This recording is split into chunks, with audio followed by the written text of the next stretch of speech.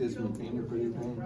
Honestly, I did. That was one of my goals coming here. It was something that Coach Brom said would happen, and it did, along with many other things.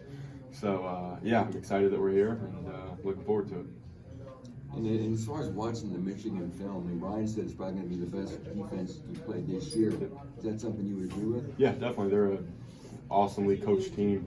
They play really hard. They're physical. I think it'd be a great challenge for us. And what type of environment do you anticipate down there? Yeah, I'm not really sure what to expect. I'm hoping 50-50.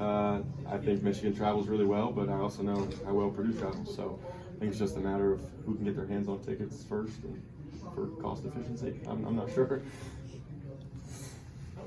This offense has done well when you guys have balance, both running the ball and passing the ball, but Michigan's front seven is one of the best in terms of stopping the run. Just how do you feel like this team might be able to get Devin going and kind of open up some things in the passing game as well?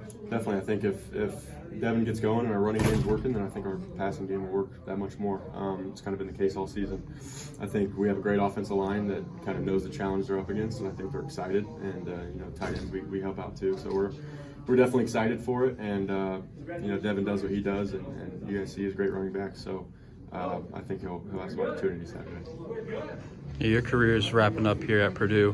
What do you think this opportunity, being in Big 10 Championship Games, is going to do for some of the younger guys on the roster now, and then things like recruiting and the incoming recruits? I think it means the world.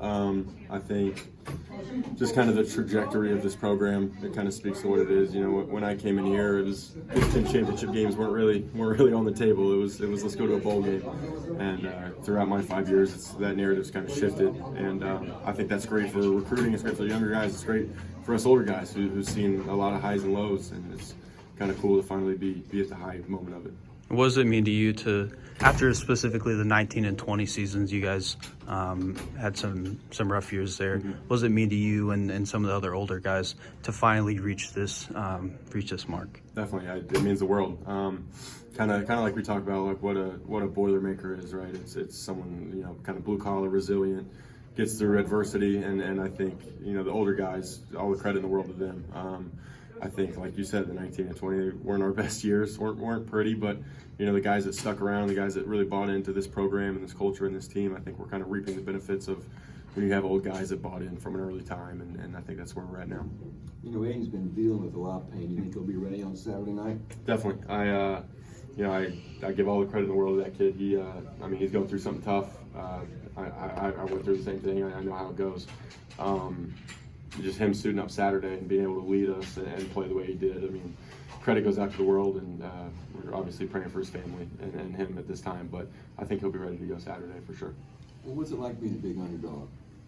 I think that's where Purdue likes to be. I think a lot of our players, maybe even some of our coaches, feel like pretty much our whole careers we've been kind of looked over and passed up on, and I think that's where we're comfortable. Kind of something we talked about. We really don't have any pressure on us, so we're going in and we're going to try to make something happen. What's been the main message in the locker room, just from Coach and some of the other older guys like yourself? Yeah, just kind of going back to that, something we kind of thrive on is no one believes in you. No one outside of this room thinks you can win this game, and that's okay. Look at the records. I don't blame them. Michigan's a great team, but it's something we kind of take pride in and pride ourselves on. So, building motivation off that. Going into this season, in terms of just outside of O'Connor, I felt like you were the only known quantity on this offense with looking for a number one wide receiver, looking for a running back.